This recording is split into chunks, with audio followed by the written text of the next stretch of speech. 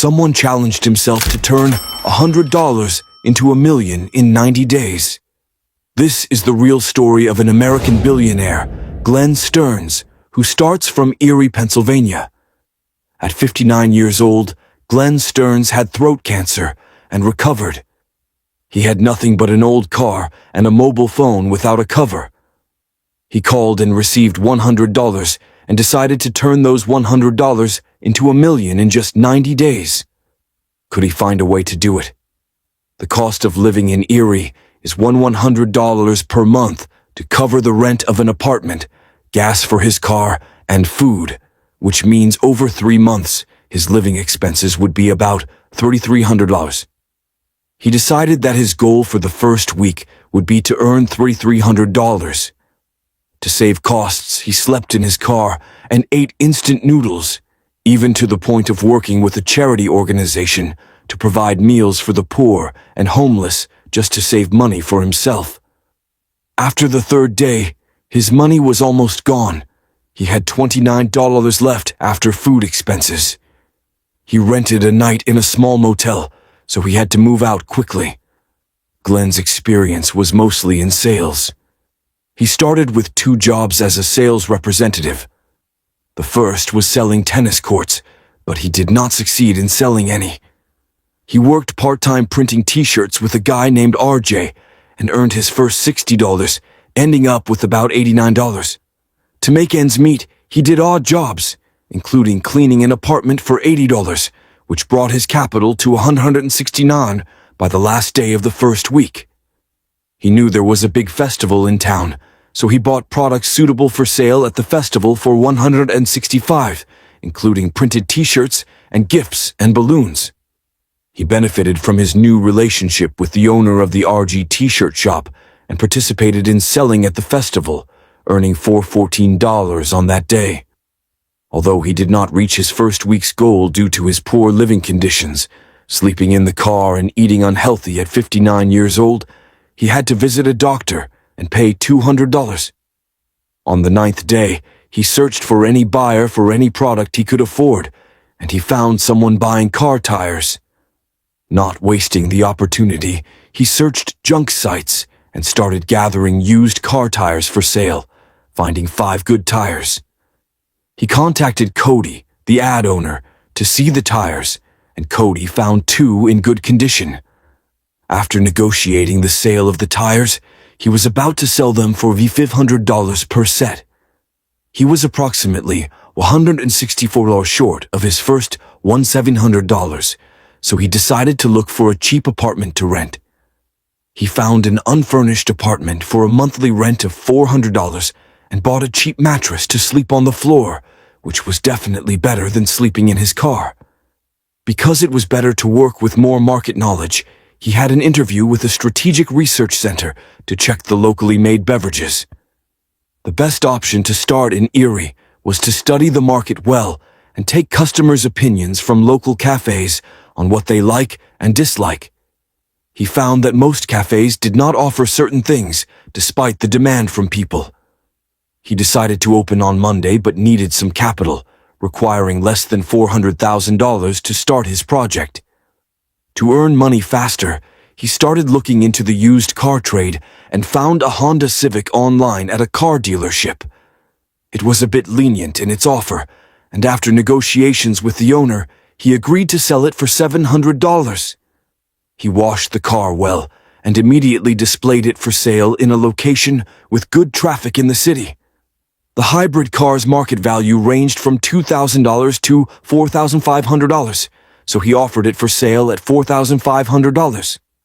After negotiations, the car was sold for $3,900, and he had approximately $4,000 remaining to reach his goal.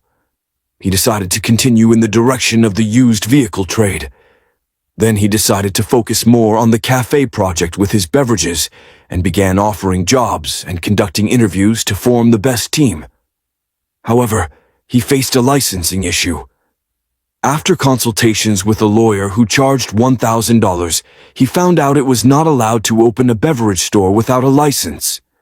The license would have taken 45 to 90 days, meaning he wouldn't be able to reach his goal of $1 million within the set time. but he had an idea to let him continue his path back into the car business.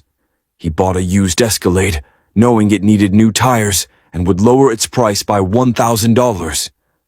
After negotiations with the seller, he could buy it for $2,500. As always, he washed it and did not change the tires or anything, knowing its market value could range from $7,000 to $8,800. This time, it sold for $7,600, bringing Glenn's capital to about $9,000 on the 20th day. He knew that to quickly increase his capital, the best option was real estate business. Glenn's previous experience was in real estate loans, and he had enough information to save money, only needing to pay in advance for any house, while the repair costs were borne by the bank. He was experienced enough to buy apartments that were more of a problem than an opportunity due to their location, cost, or repair duration. He began searching for a house at a reasonable price. The first house needed roof and floor repairs, which would take time, and its potential profit wasn't significant. After further searching, he settled on 2 apartments and paid $6,600 for the third, with a down payment and $1,100 for taxes and service charges, leaving his capital at about $1,300. The bank approved a $100,000 loan, and on the 32nd day, he decided to start house repairs within a maximum of 15 days, meaning he would get the house ready by the 6th day. Now he was a true risk-taker, risking everything, and any mistake could undo everything he had done. He needed enough time to sell the house and start his coffee shop brand. He opened it and began repairing it immediately to finish it as quickly as possible. He contacted everyone he knew in the city during the last month to help him, but as always, things did not go as planned. On the 7th day, not only did the house repairs not get completed, but it also required a contractor because unexpected issues arose. Of course, this would cut into the profits from selling the house and would also mean time was slipping away. The repair cost ended up at $9,600, leaving Glenn with only about $500. But while the house was being repaired, Glenn was preparing for the restaurant project. The most suitable time to start the project was during the annual city festival in Erie. The staff agreed with an old restaurant and presented it to a design engineer to redesign it according to the new brand. Unfortunately, the broker called to inform him that the seller had backed out, saying the restaurant would not be sold. After the 62nd day, an investor came to see the house. The post-repair price was set at $85,000, and the buyer offered $75,000 in cash, which Glenn immediately accepted.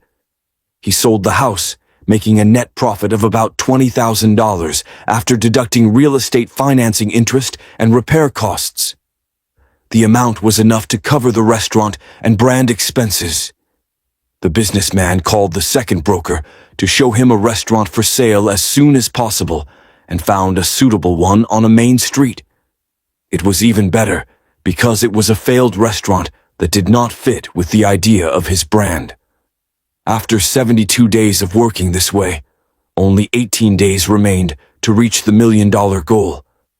Glenn's perspective was that the best and fastest way was to build a brand with the highest possible market value and expand quickly, focusing on a niche market. The research recommended there was only one grill restaurant in the city, and many people still bought from it. Upon visiting the restaurant, he decided to open a similar project with the addition of local beverages. But how to solve the licensing problem? Glenn's idea was to open a grill restaurant at the former restaurant location with a beverage license. An employee would be shocked when he convinced local manufacturers to sell their drinks under his name, thereby circumventing the licensing issue. This, alongside the prestige of his sauces and drinks, quickly built the brand's reputation nationwide. In the last meeting with the employees, whom he had chosen based on their personal behavior and experience in the field, he presented the idea. They welcomed it greatly and showed the brand name, BBQ Underdog. The name was chosen because it was highly suitable for the city, a term representing the oppressed and the broken fighting to succeed, which would make people sympathize with it. He surprised them with his offer, stating he had no money now but explained that the project's expected success was enormous, asking them if they were with him. Glenn's influence and his story of the project's success, which they had seen with their own eyes, gave